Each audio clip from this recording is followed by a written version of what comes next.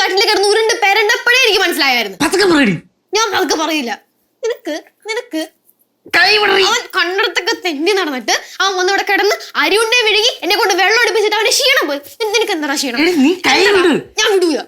കഷ്ടമല്ലേ ഇതിപ്പം? എടി ഞാൻ ആ സാധനം ഇപ്പൊ പുറത്തെടുത്തായിരുന്നെങ്കിൽ ഒരുമാതിരി മാന്റെ പുറത്ത് കടുവക്കൂട്ടം കിടന്ന് വീഴുന്ന പോലെ എല്ലാം കൂടെ അതിനകത്തോട്ട് വീണേനെ.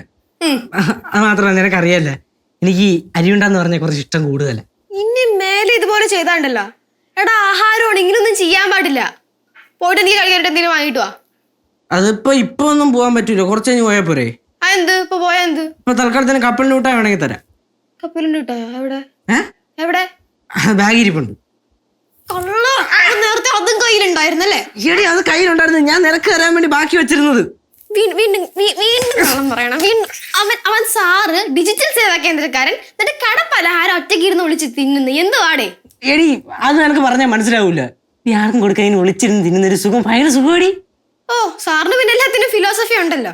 നീ ആരെങ്കിലും വരുന്നുണ്ടോ നോക്ക്. അന്ന് അവർക്കൂടെ കൊടുക്കാല്ലേ? എന്തിന്? അതിന്റെ ആവശ്യമൊന്നുമില്ല. അല്ല അപ്പൊ നീ എന്നാടി ഇപ്പൊ പറഞ്ഞേ ഭക്ഷണമാണ് അങ്ങനൊന്നും ചെയ്യാൻ പാടില്ലെന്നൊക്കെ?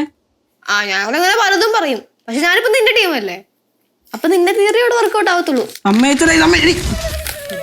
ആർക്കൂട്ടി എന്നാ അവർക്കൂടെ കൊടുക്കാല്ലേ? പിന്നെ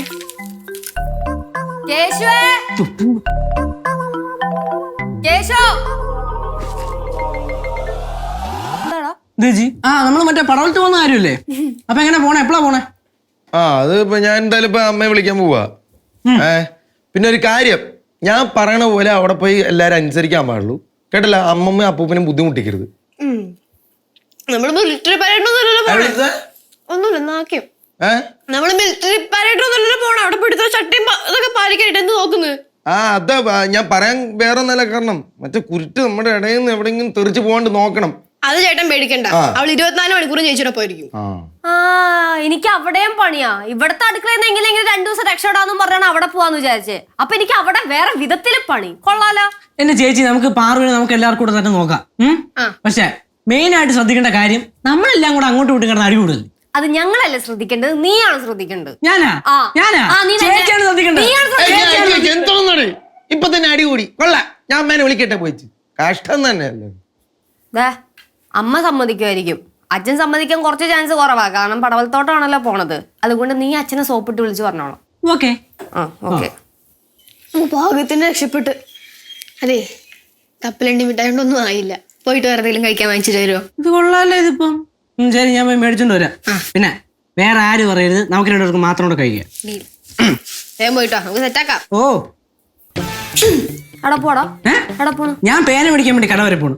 നീ ഇപ്പൊ പുറത്തുനിന്നല്ലേ വന്ന, അപ്പൊ മേടിച്ചോണ്ട് വന്നൂടെ? മറന്നുപോയി ചേച്ചി, ഇതൊക്കെ മനുഷ്യനല്ലേ, മറവി ഉണ്ടാവും, സ്വാഭാവികം. നീ എവിടെ പോവാ? ഞാൻ ചുമ്മാ വരാൻ പോവാ ചേച്ചി. നിന്നെ ഇവിടെ എന്തിരിക്കണേ?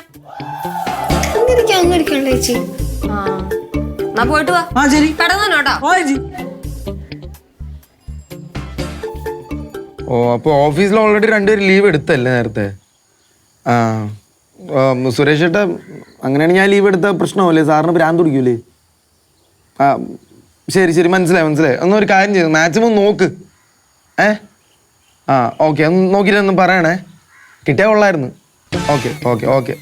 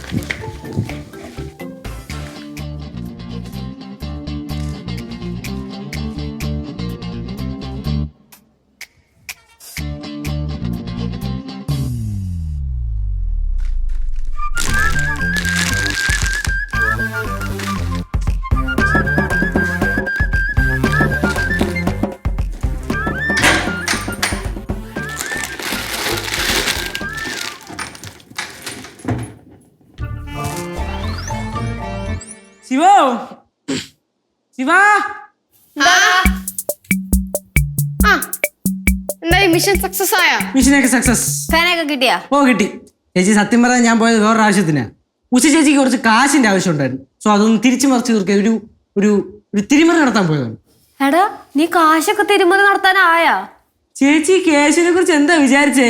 കേശു വിചാരിച്ചാലേ പല ബെഡാ ടീംസും കാശ് തരും. വേറെ ലെവലാണ്. ആ ഉഷ ചേച്ചിക്ക് പൈസ കൊടുക്കാനാണെങ്കിൽ നിനക്ക് എന്റെ അടുത്ത് ചോദിക്കാറുണ്ടല്ലോ, ഞാൻ തരൂലായിരുന്നോ? ചേച്ചി അത് ശരിയാവില്ല. നമ്മൾ വീട്ടിൽ നിന്ന് തന്നെ കടം മേടിച്ചാൽ പിന്നെ അത് പ്രശ്നത്തിലൊക്കെ കലാശിക്കും. അത് ശരിയാവില്ല. ഒരു വർഷം മുന്നേ വരെ സ്കൂളിൽ പോകുമ്പോ മിഠായി മേടിക്കാൻ ചേച്ചി 10 രൂപ, ചേച്ചി 10 രൂപ എന്നും പറഞ്ഞ് പുറകെ നടന്ന ചെക്കന വളർന്നു വലുതായി. ചേച്ചി കാലം ആൾക്കാരെയൊക്കെ മാറ്റും.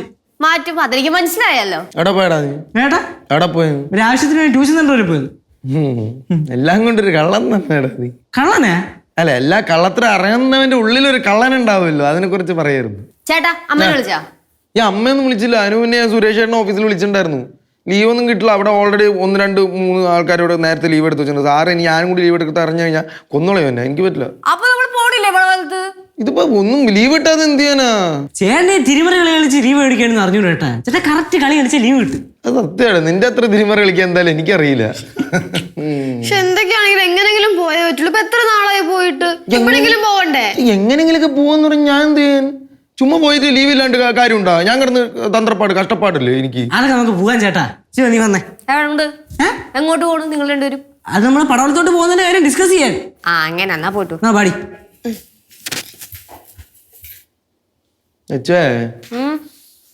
ഇവിടെ ചില തിരിമറികൾ നടക്കുന്നുണ്ട്. ഇതെന്ന് അവൻ എവിടെ നിന്നാണ് അരിയുണ്ട കിട്ടിയ അറിയുവാ? ആദൂഷി ചേച്ചി കൊടുത്തതല്ലേ, അവൻ കഴിക്കാൻ മേടിച്ച്. ഇവിടെ വേറെ പലതും ഇവിടെ മുക്കി വെക്കുന്നുണ്ട്. ഞാൻ തൊണ്ട് പോലെ അത് കണ്ടു. എനിക്ക് മനസ്സിലായില്ല. ഒരു കാര്യം ചെയ്യ്, നീ അടുക്കളയിലോട്ട് വാ, ബാക്കി അവിടെ വെച്ച് പറഞ്ഞുതരാം. ഭയോ എന്തോ പ്ലാൻ ചെയ്യാനുള്ള പരിപാടിയാണെന്ന് തോന്നുന്നു. നീ വാ, ഞാൻ പറയാം. വാ, അടുക്കളയിലോട്ട് വാടി.